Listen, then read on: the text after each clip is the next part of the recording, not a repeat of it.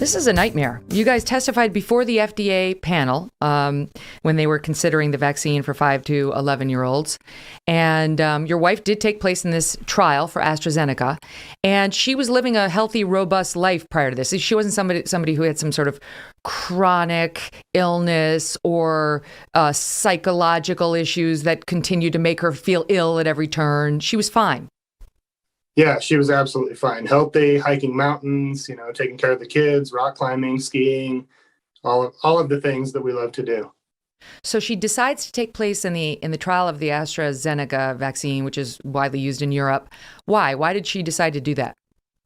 So me being a scientist, we're a science-loving family. We were concerned about COVID. We wanted to, protect our family. We wanted to further the science. We wanted to help end the pandemic. And so she was presented with the opportunity to partake in the trial and chose to sign up. She was so confident in, the vaccines being developed that, she would be able to get a vaccine potentially and then not have to experience COVID herself and help protect her family and her community, as well as further the science. And so when did she take place in the trial?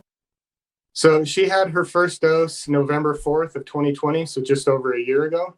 Okay. And what happened? So right after she got the shot, we were driving home and she said, something doesn't feel right. She had tingling down her arm where she got the shot. Mm-hmm. She started to notice that her vision was changing. Her ears became very, very sensitive to sound. Her eyes were so sensitive to light, she had to put on the darkest sunglasses.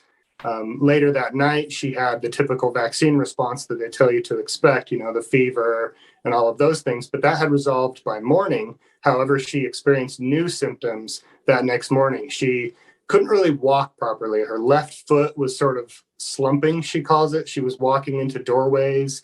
The sound and light sensitivity were severe. She was still experiencing the numbness and tingling. And the symptoms just kept progressing and getting worse. We called the test clinic. They didn't respond for a couple of days. Finally, they responded, brought her in, did an exam, said, you know what? There were a couple of instances of transverse myelitis and MS in the previous trials. You might have MS and you should go see a neurologist. Oh, my Lord. So we ended up in the ER 3 days later. They did all of the tests that they could, ruled out any of those, pre-existing type conditions, and essentially said, we don't know what's going on, but best of luck to you, and sent her home to continue to decline. We went to the ER 2 more times and then a 4th time, and she was finally hospitalized. At this point, she couldn't walk. She was incontinent. She was peeing her pants. She still had to wear earmuffs to be anywhere that wasn't a dark room. She had extreme sensitivity to sound. You couldn't touch her. She couldn't brush her teeth. I mean, it was just a hellacious experience. How old is she at this point? She's 39 years old at this point. Oh, my goodness. Now she's 40. So who do you go to specifically? The people running the clinic? Like, who do you call to say, you need to know this happened? Right. So each of the clinical trials, they're essentially performed by all these trial sites in all of the different states and cities. And so we call the test clinic. That's what they call these. So they're the ones who administer the shots and, collect the data and then send it on to, in this case, AstraZeneca. And so that's who we called, was the doctors at the test clinic, to say, you know what, something's not right here. Something's going on. And they didn't offer any shot. They didn't offer any help to you. You were on your own in dealing with the fallout from it. And then it seems like, the other shoe to drop was when you saw her negative outcome was not included in the results of the clinical trial? Right. So the clinical trial report wasn't released until last month, but I was a little bit suspicious given that the test clinic sort of didn't seem super interested. The feedback we were getting from AstraZeneca was essentially, we need a diagnosis. Anything that would essentially absolve them of any responsibility, right? So I was concerned in January. So this happened in November. In January, I reached out to the NIH to, see if they had any thoughts on this. And to my surprise, they actually responded really quickly.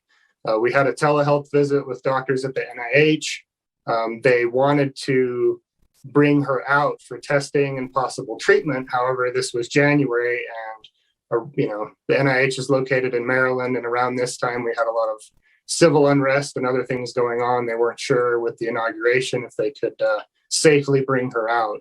And so they weren't able to bring her out at this time. They offered to talk to her doctors locally to try and get them to perform the proper tests to come to a proper diagnosis.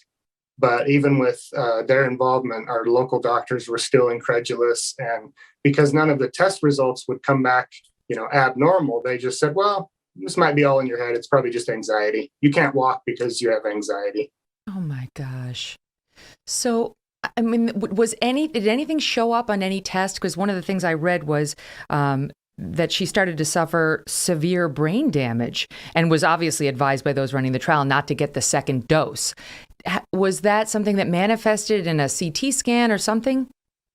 No. So all of the adverse reactions were essentially symptomatic until we actually were able to go to the NIH and get proper testing done. And so all of these symptoms, the neurological decline and everything else was very, very concerning, but nobody really knew what to do with it, because when you do the CT or the MRI, everything looks normal. Mm-hmm. All of her testing essentially was coming back normal. So did you ever make it to the NIH? We did. We went to the NIH in June, where they did a whole battery of testing, and she was eventually diagnosed with a bunch of vaccine-caused injuries. So the NIH acknowledged that? Yes. So how does it wind up that as recently as last month, her negative vaccine-caused injuries are not in the report? Exactly. So in a clinical trial, essentially the participants are given an app on their smartphones where they report any of the side effects. However, the only side effects you're allowed to report is a bulleted list of selected adverse events, the things like fever, muscle aches, injection site pain, headache, tiredness, things like that. There is no free form where you can write, I can't walk anymore, or I can't be in bright light, or my ears are so sensitive, or any of the other things that she experienced. You have to call the test clinic, explain to them what's going on, and then it's up to them to report up the chain, right? With potential reporting and clinician bias, the adverse events. And they didn't. It would appear not.